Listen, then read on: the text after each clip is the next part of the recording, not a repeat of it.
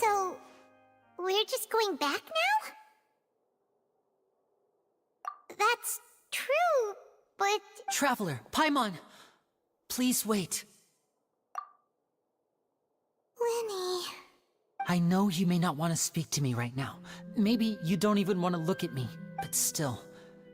Let me thank you again for defending me to the end, even after you learned that I'm a member of the Fatui. I guess. But regardless, I'd like the opportunity to set things straight. I didn't approach you with any ulterior motives or ill intent. I've spoken to you as myself, just plain Lyney this entire time. As for why I'm a Fatus, it's because the goals of the House of the Hearth align with those of an orphan like me. That's all. That was how Father, who you might know as the Knave, approached recruiting us back then too. The Knave? The one who controls the House of the Hearth? She's your father? That's right. And since we're here, I was wondering, would you mind hearing a story?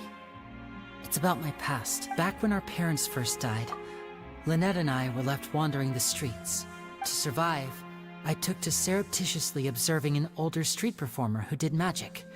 It took me several days to figure out how he pulled off his amazing tricks. I took my sister through several streets until we found a crowded corner, and we began to perform magic tricks there. To my surprise, we proved to be pretty popular, and we could at least stop worrying about where our next meal would come from for a time. But I didn't want my sister to remain a street rat together with me forever. Before long, an aristocrat came to me and claimed that he wished to take us in after watching my performances. So you went from orphans to nobility just like that? That was how we felt at first too. As if fate was on our side and we could say goodbye to those painful days. But I gradually discovered that while we were called foster children, he was really after my talent for magic trick. He would constantly take me to all sorts of banquets to garner attention, which he would then use to expand his social circles. That doesn't seem too bad either. Better than roaming the streets at any rate. It took a while for me to realize just how dark his heart really was. After one particular performance at a banquet, I discovered that Lynette was not on the same return vehicle as me. I waited a long time after we returned home, but she did not come back. I went to that noble's bedroom and asked him about her whereabouts. The answer he gave me was, she caught the eye of the most eminent person at the banquet, so I sent her over as a gift. I mean, you'll be able to perform your magic regardless of who your assistant is, yes? Oh no. So he was gonna... But wouldn't Fontaine's laws deal with such people? As far as outsiders are concerned, this is a relationship akin to adoption or foster care, and they have their ways of escaping the eye of the law. I managed to ferret out the location of the mansion of that so-called eminent person, and hurried through the night. But by the time I leaped over the walls, avoided the guards, and made my way in, all I saw was the moonlit ground covered in blood, and the knave standing there in the darkness. So, she'd already taken care of that guy. That's right. She had rescued my sister before she could come to any harm, and had even discovered several girls hidden in a basement, all of them orphans. Father, I mean, the knave, might have seen something in me, and so she made me an offer. The House of the Hearth welcomes you, for your interests align with ours. Here, none will ever betray you. Indeed, betrayal shall never be permitted here. I was hesitant to trust her. I mean, I had just been betrayed by nobles.